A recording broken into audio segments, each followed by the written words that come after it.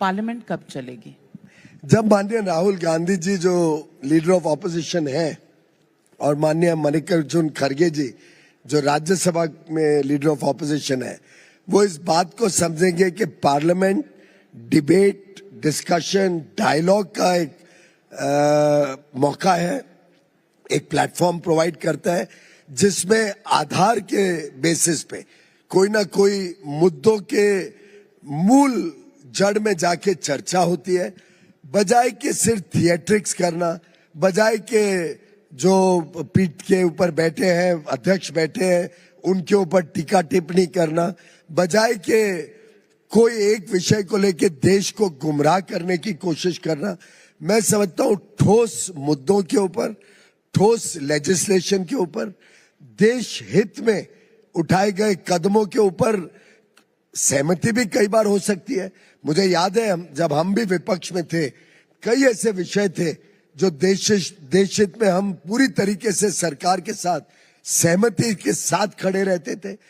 ये तो आज मैं पहली बार देख रहा हूं गत कुछ वर्षों में कि इतनी विफल है विपक्ष का नेतृत्व कि देश हित को तो किनारे रख के विपक्षी ताकतों के साथ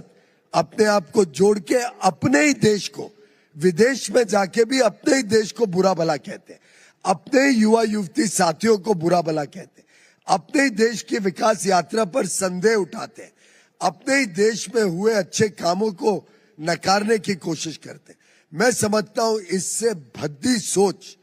मैंने कभी जिंदगी में कोई देश में नहीं देखी है। विश्व भर में एक सहमति रहती है कि देश के बाहर हम सब देश का गुणगान करते हैं, हम सब देशवासी एक होते हैं। ये पहला एक इंस्टेंस देश के समक्ष है जब उच्च स्तरीय नेता बाहर जाके अपने ही देश के बुरा भला कहते हैं कि देश में बोलने की आजादी नहीं है। आज के दिन आप देख रहे हैं सब जगह किस प्रकार से झूठ के आधार पर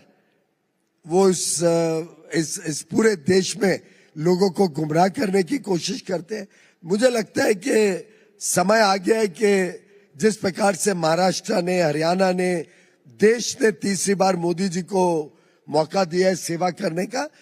अगर ये इसी प्रकार से चले और उन्होंने जिस प्रकार से हिमाचल, कर्नाटक, तेलंगाना में एक फेल्ड सरकारी मॉडल चलाया है, इस तरीके से चला तो गांधी जी की बात शायद सच हो जाएगी कि कांग्रेस वास्तव में अपने आप को बंद करने के करार पर पहुंच जाएगी।